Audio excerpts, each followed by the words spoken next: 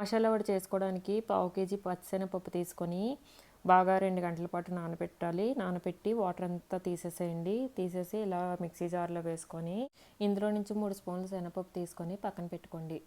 ఇందులో ఇప్పుడు 2 పచ్చిమిరపకాయలు కట్ చేసుకొని వేసుకోండి. 6 వెల్లుల్లి రెబ్బలు ఉంటాయి కదా, అవి వేసుకోండి. అండ్ 1 ఇంచు అల్లం వేసుకోండి. ఇందులో మాత్రం వాటర్ ఉండకూడదండి. వాటర్ ఉంటే జారుగా బాగుండదు, సరిగా రావు.